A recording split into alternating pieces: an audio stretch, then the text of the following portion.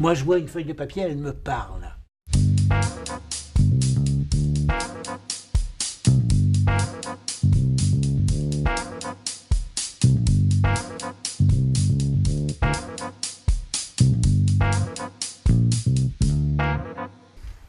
Alors, j'achète des matières premières qui sont déjà préparées pour l'industrie. On va brasser suffisamment pendant 1 heure, 2 heures, 5 heures, selon le type de papier qu'on veut faire. Tous les papiers que vous connaissez, presque tous, tout au moins, sont faits avec du bois. Le brassage, ça sert à donner de la solidité, en fait. L'eau va se fixer sur la fibre. Et c'est l'eau qui va faire la solidité. Quand la pâte est faite, on pourra en prendre un petit peu et puis la mélanger avec de l'eau. Beaucoup d'eau. On va diluer cette pâte, la remonter en brassant. Il faut que le mélange soit homogène, c'est-à-dire qu'il y ait autant de bois en surface qu'au fond. Et ensuite, pour faire la feuille, on va enlever l'eau, garder le bois. Pour ça, on va utiliser ce que j'appellerais tout simplement une passoire, en fait un tamis. Un tamis suffisamment fin pour garder les fibres de bois et laisser passer l'eau. Plonger verticalement.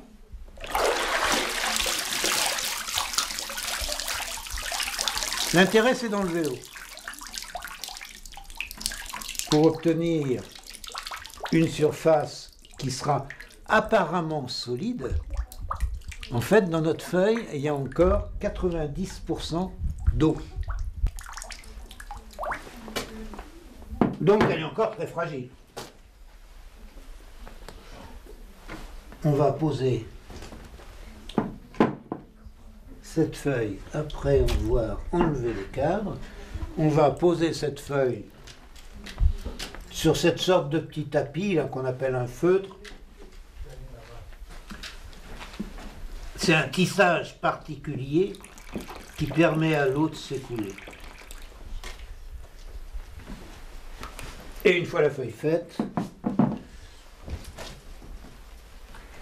on va reposer un feutre dessus et il n'y a plus qu'à continuer. Un feutre, une feuille, un feutre, une feuille.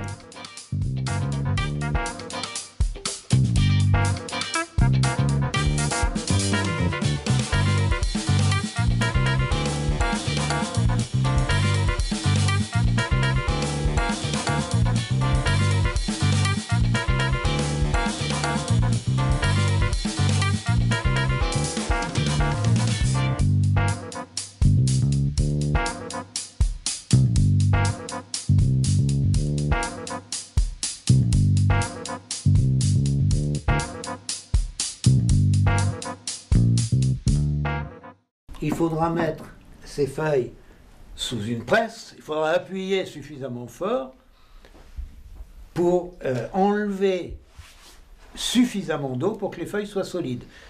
Elles ne seront pas sèches. Pour vous donner un ordre d'idée, s'il fait chaud, ça sèche vite. S'il fait humide, ça sèche lentement. Il y a des papiers que je ne fabrique pas en été parce que ça sèche trop vite.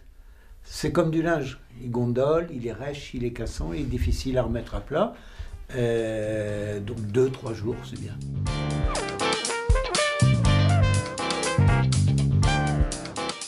Il y a deux choses. D'une part, la confection de papier qui ressemble à ce qu'on faisait il y a 200, 300, 400 ans avant la machine. La machine, c'est 1800. 1850. Entre les deux, on va la mettre au point petit à petit. Donc ça, il y a un impératif, c'est 800 ans de conservation. Donc obligatoirement du coton, du lin, du chanvre. C'est tout. Chiffon ou fibre. Mais ensuite, il y a les artistes qui vous demandent des créations. On peut faire du papier avec toutes les plantes. Ce verre, je le garde précieusement à l'abri de la lumière. Ce verre, c'est quoi? C'est de l'ortie qui a été cuite.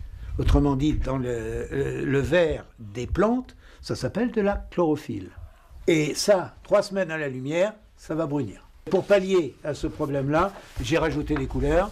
Alors on a deux types de couleurs, soit les couleurs qui viennent de la terre, ce qu'on appelle des terres, des ocres, des choses comme ça, vous avez des veines dans la terre, on puise cette couleur, on va le mélanger et on va faire ça.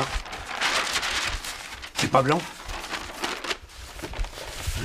Ça n'a rien à voir avec... Donc ça, la couleur, c'est de la terre. Mais ça bouge pas à la lumière. Et puis d'autres couleurs, qu'on appelle des couleurs synthétiques, pour ne pas dire que c'est issu de la chimie, mais ce sont des couleurs qui ne bougent pas. Je ne fais pas de rouge, je ne fais pas de jaune citron. Pourquoi ? Disons, elles ne tiennent pas à la lumière. Même chez Ferrari, le rouge des Ferrari ne tient pas à la lumière. On n'y peut rien, on n'a pas de rouge qui tienne à la lumière. Je parle sur 100 ou 200 ans. Je suis en train de préparer un papier pour un livre de 1470. 1470, c'est ce qu'on appelle un incunable, parce que ce sont les livres imprimés avant 1500. Je rappelle que Gutenberg, c'est 1450. Donc entre 1450 et 1470, ce sont des livres très rares. C'est un collectionneur privé qui a ce livre, et malheureusement, il lui manque une page. La dernière. Donc il est allé chercher une copie, et pas à Paris, parce que la Bibliothèque nationale ne l'a pas. Alors il est allé la chercher au British Library à Londres, et je vais essayer de le réimprimer. C'est passionnant, parce que ça, dans les musées, vous n'avez pas le droit d'y toucher. Moi, j'ai pu passer 2 heures, 3 heures à regarder ce livre, à le manipuler.